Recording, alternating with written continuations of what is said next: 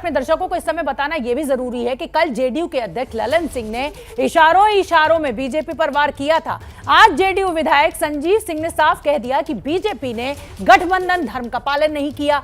चिराग पासवान को आगे कर 2020 का चुनाव हमें हराया गया है कि गठबंधन धर्म का पालन नहीं कर रहे हैं। अगर ऐसा पालन करते तो अरुणाचल प्रदेश में हमारे 7 विधायक को अपने में क्यों विलय करा लिए? ये भी बात आप सोचिए। अगर आप पालन कर रहे हैं, एक स्टेट में आपका तालमेल है, सरकार चल रहा है, कम से कम एक बार पूछना भी चाहिए भाई। आपने मिला लिया, आप वहाँ पर भी सहयोगी बन के सरकार चला सकते थे जैसे बिहार में चल रहा है। ऐसा बहुत सारा मुद्दा है, पिछला चुनाव है, ये है तो दुख तो जरूर है। हमारे पार्टी के सारे विधायकों को दुख है इस बात का कि प्रॉपर वे में चुनाव में भी गठबंधन धर्म का पालन नहीं किया गया। तो देखिए, एक तरफ बीजेपी कह रही है कि हम गठबंधन धर्म निभाएंगे, लेकिन जेडीयू के विधायक कह रहे हैं कि गठबंधन धर्म नहीं निभा रही है बीजेपी। आरजेडी के सांसद मनोज झा ने एबीपी न्यूज से खास बातचीत में कहा कि बिहार में जो राजनीतिक हालात हैं वो चिंताजनक हैं। तेजस्वी यादव हर बनती बिगड़ती परिस्थिति पर नजर बनाए हुए हैं। साथ मौजूद है मनोज झा, आरजेडी सांसद। मनोज जी, नए समीकरण आरजेडी क्या नीतीश कुमार के साथ एक बार फिर से सरकार बनाने की तैयारी? मेरा मानना है कि सीधे हम लोगों को अपनी ये शब्दावली बदलनी होगी।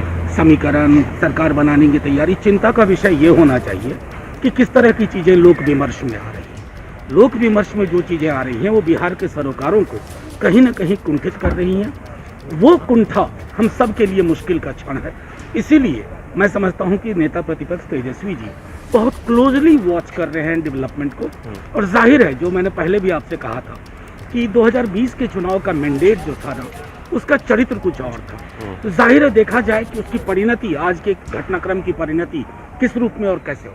आपके जवाब भी कुछ उलझाने वाले थे। अगर मैं सीधे तौर पर बात करूं, क्या आप देख रहे हैं कि मौजूदा सरकार जा रही है नई सरकार के समीकरण बनने? देखिए, उलझी हुई परिस्थिति में सुलझा हुआ जवाब नहीं हो सकता।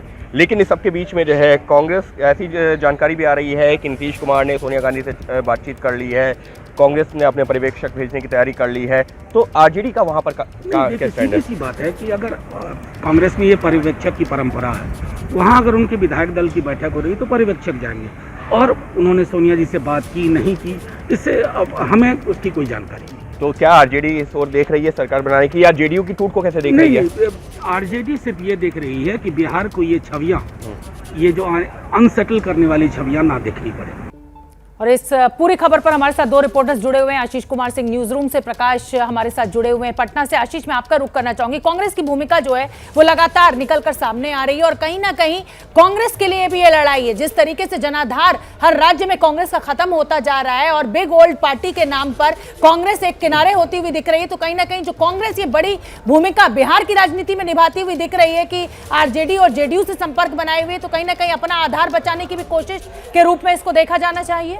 निश्चित तौर पर कांग्रेस के लिए तो silver lining behind dark clouds है। अगर ऐसा कोई मौका बनता है तो मैं ये आपको बिल्कुल स्पष्ट बता सकता हूं कि कांग्रेस के टॉप लीडर से जो हमें फीलर मिली है वो इस अपॉर्चुनिटी को हाथ से नहीं जाने देंगे। और यही वजह है शोभना कि अब से कुछ देर पहले आपने ये खबर ब्रेक की है कि कांग्रेस न सिर्फ जेडीयू बल्कि आरजेडी के भी संपर्क में है। मिसेस गांधी और नीतीश कुमार के बीच में निश्चित तौर पर कम्युनिकेशन स्थापित हो चुका है। हालांकि मैं आपको बता दूं कि नीतीश कुमार ने सोनिया गांधी से जो कहा है उसकी भी जानकारी है मुझे कि उन्हें थोड़ा सा समय चाहिए। मुझे लगता है ये बात इन्होंने मिसेस गांधी को इसलिए बोली क्योंकि उनको जिस बात का प्रकाश जिक्र कर रहे थे और जो मैं आपसे पहले कह रहा था कि इस तरह की जानकारी है कि आरसीपी सिंह कोशिश कर रहे हैं और लगातार वो जेडीयू के कई विधायकों के संपर्क में है। जेडीयू को तोड़ने की कोशिश, महाराष्ट्र मॉडल जैसी रेप्लिकेट करने की कोशिश हो रही है बिहार में। इसको देखते हुए नीतीश कुमार ने थोड़ा सा समय मांगा है, लेकिन निश्चित तौर पर बिल्कुल स्पष्ट दिख रहा है कि एक अपॉर्चुनिटी है कांग्रेस पार्टी के लिए, उसको ये हाथ से जाने नहीं देगी और इसीलिए संपर्क में लगातार है। लेकिन एक और बात मैं आपको बताना चाहूंगा कि इस बीच तेजस्वी यादव की भूमिका भी देखनी होगी। आरजेडी ने अभी तक अपने पत्ते नहीं खोले और उसकी वजह भी मैं आपको बता दूं।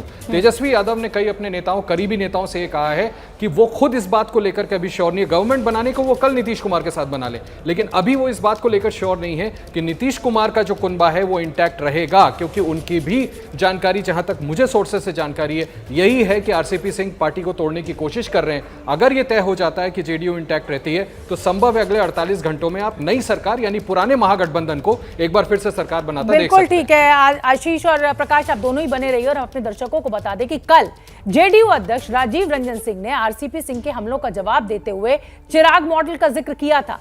आज चिराग पासवान ने ललन सिंह को जवाब देते हुए नीतीश मॉडल पर सवाल खड़े कर दिए। सुनिए आप। मॉडल इस्तेमाल किया गया था 2020 के विधानसभा के चुनाव में, चिराग मॉडल, और दूसरा चिराग मॉडल तैयार किया जा रहा था कि कभी अगर होगा आगे तब बताएंगे कि षड्यंत्र कहां कहां हुआ और कैसे कैसे हुआ। क्या है ये चिराग मॉडल? भाई पहले तो ये बताएं ना, और ये चिराग मॉडल तैयार कौन कर रहा है? सबसे बड़ा तो सवाल ये, भाई चिराग पासवान के नाम का इस्तेमाल करके भारतीय जनता पार्टी पर वार करना बंद करे जनता दल यूनाइटेड के नेता। तो प्रकाश का मैं एक बार फिर रुख करना चाहूंगी, पटना में मौजूद हैं। प्रकाश, आप देख रहे हैं किस तेजी के साथ वहां पर बिहार की सियासत में हलचल मची हुई है। मेरा पहला सवाल तो आपसे यही है, तेजस्वी यादव को लेकर जो हमने पिछली चर्चा में आशीष जिक्र कर रहे थे, चिराग मॉडल की भी बात करना चाहूंगी मैं आपसे, लेकिन मेरा तेजस्वी को लेकर सवाल यह है कि देखिए तेजस्वी यादव का काम तभी चलेगा जब पूरे के पूरे नीतीश कुमार उनके साथ आए, यानी कि सारे के सारे विधायक लेकर 45 के 45 लेकर या 42-43 जो भी आंकड़ा नीतीश के पास है वो आए। तेजस्वी यादव का काम आधी अधूरी जेडीयू से नहीं चलने वाला है। देखिए तेजस्वी यादव भी अपनी चाल को बहुत ही कदम को फूंक फूंक कर रख रहे हैं। आपने देखा होगा पिछले कुछ महीनों से नीतीश कुमार पर वह सीधे कभी भी वार नहीं कर रहे हैं, कोई प्रहार नहीं कर रहे हैं, ना ही जेडीयू की तरफ से हो रहा है। तो जाहिर है कि इन दोनों के बीच में जो खिचड़ी पक रही थी वो कहीं ना कहीं अब पूरी नज़र आ रही है। लेकिन सवाल फिर वही है कि क्या सिर्फ नीतीश कुमार सीएम बने रहने के लिए महागठबंधन में आएंगे, या फिर उनकी भूमिका कुछ दिनों बाद और होगी, तेजस्वी यादव की क्या भूमिका होगी? तो ये सब जो ब्लूप्रिंट है, ये जो रोड मैप है, ये सब कुछ तैयार पड़ा है।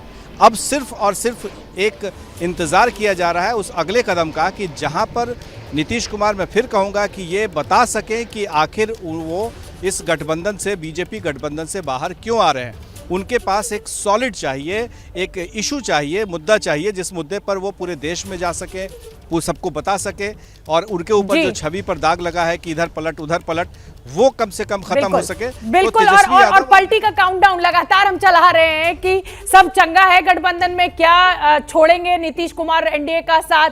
तो फिलहाल आप दोनों का बहुत बहुत धन्यवाद, नजर बना के रखिए, जैसे कोई अपडेट होगा फौरन हम अपने दर्शकों तक पहुंचाएंगे। जैसे ही घड़ी का काटा दोपहर 2:30 पे आए, बबीता जी का दिल सास बहू साजिश के लिए मचल जाए। और ये है इनकी बहू, पूरे दिन ऑफिस की टेंशन हो जाए गॉन जब ये करें अपना फेवरेट शो फ्री टाइम पे ऑन।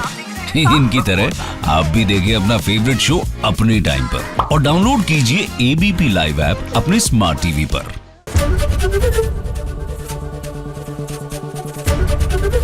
एबीपी न्यूज आपको रखे आगे।